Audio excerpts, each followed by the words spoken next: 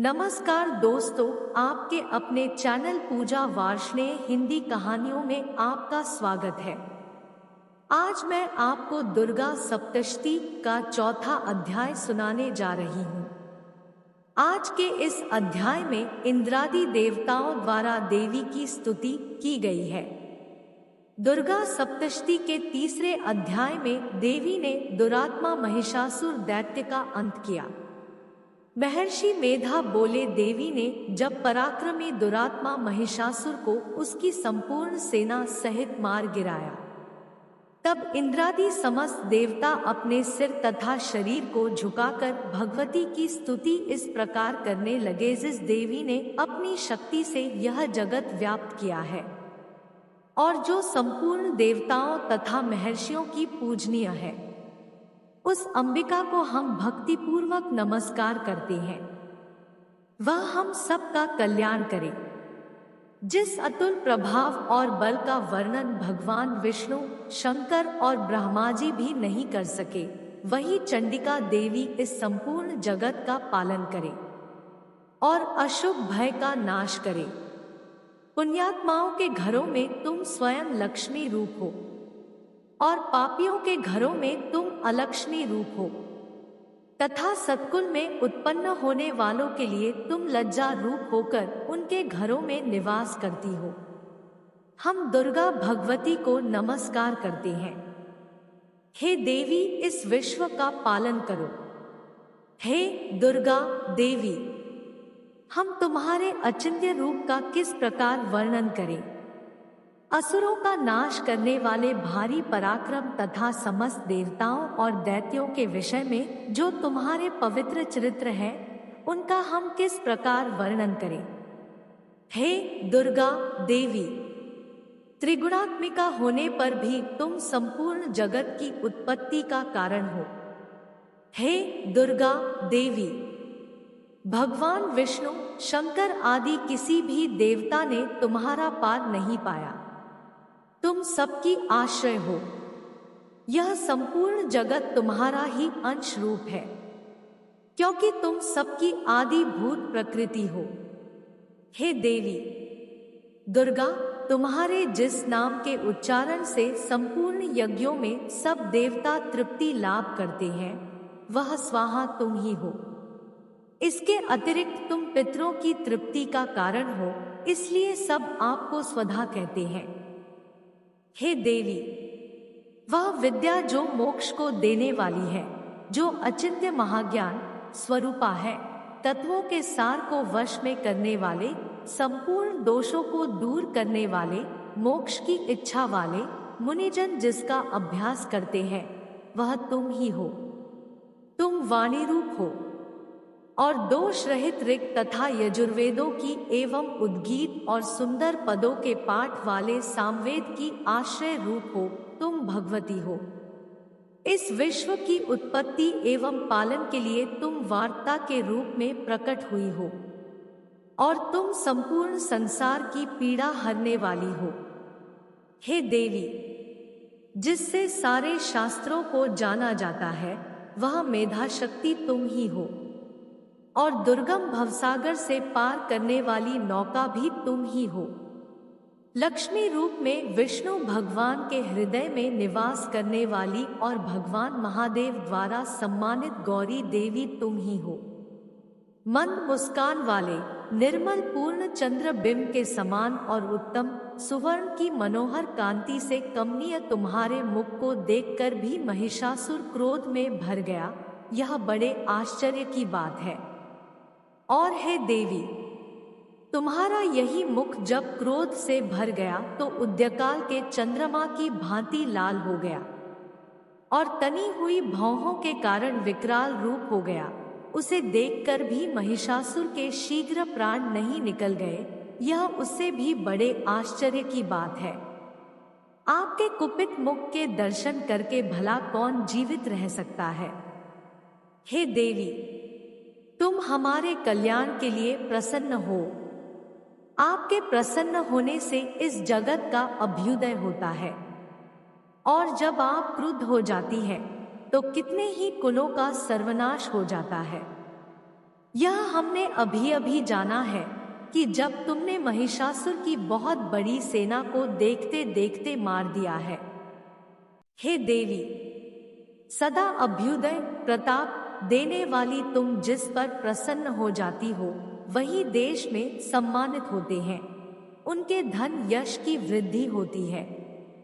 उनका धर्म कभी शिथिल नहीं होता है और उनके यहाँ अधिक पुत्र पुत्रियां और नौकर होते हैं।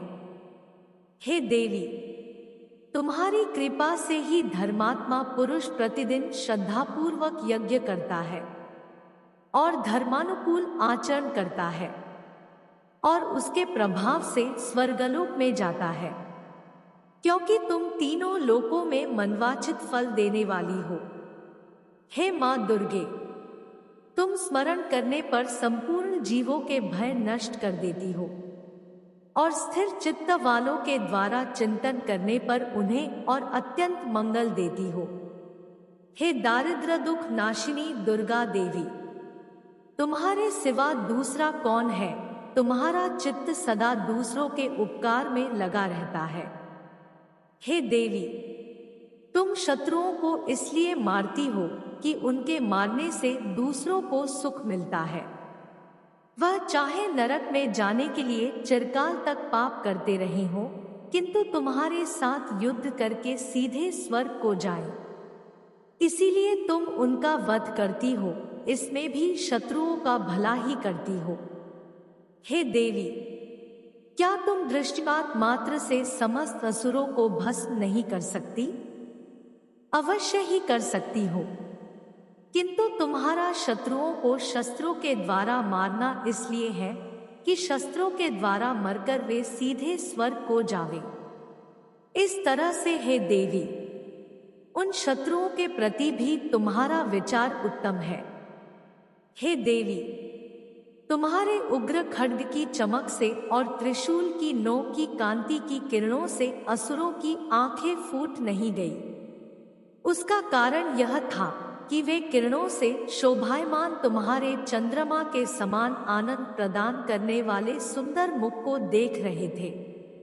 हे देवी, तुम्हारा शील बुरे वृतांत को दूर करने वाला है और सबसे अधिक तुम्हारा रूप है जो न तो कभी चिंतन में आ सकता है और न जिसकी दूसरों से कभी तुलना ही हो सकती है। तुम्हारा बल व पराक्रम शत्रुओं का नाश करने वाला है।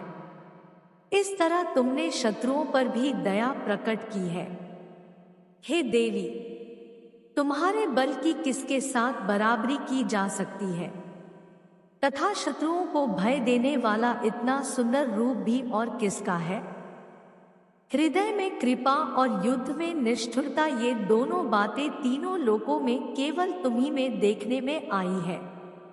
हे माता, युद्ध भूमि में शत्रुओं को मारकर तुमने उन्हें स्वर्ग लोक में पहुंचाया है। इस तरह तीनों लोकों की तुमने रक्षा की है तथा उन उन्मत्त दैत्यों से जो हमें भय था उसको भी तुमने दूर किया है। तुमको हमारा नमस्कार है। हे देवी, तुम शूल तथा खड्ग से हमारी रक्षा करो तथा घंटे की ध्वनि और धनुष की टंकोर से भी हमारी रक्षा करो। हे चंडिके, आप अपने शूल को घुमाकर पूर्व, पश्चिम, उत्तर तथा दक्षिण दिशा में हमारी रक्षा करो।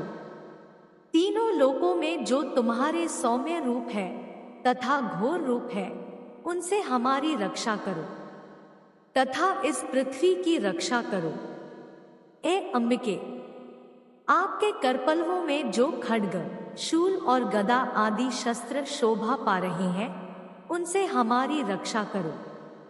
महर्षि मेधा बोले कि इस प्रकार जब सब देवताओं ने जगत माता भगवती की स्तुति की और नंदवन के पुष्पों तथा गंध अनुलेपों द्वारा उनका पूजन किया और फिर सबने मिलकर जब सुगंधित व दिव्य धूपों द्वारा उनको सुगंधी निवेदन की, तब देवी ने प्रसन्न होकर कहा, हे देवताओं, तुम सब मुझसे मनवांछित वर मांगो।